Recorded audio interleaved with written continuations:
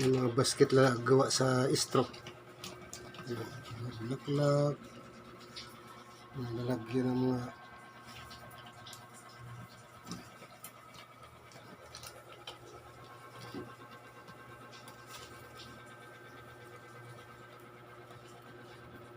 ayan, yung mga straw na dinugtong-dugtong na.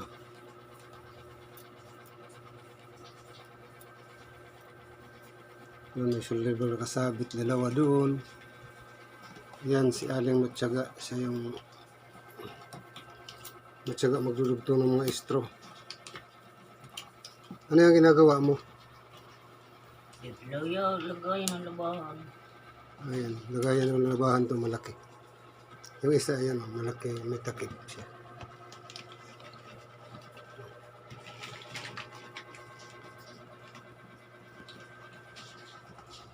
Tapos lalagyan mo rin ng takip yan. Siyempre lang.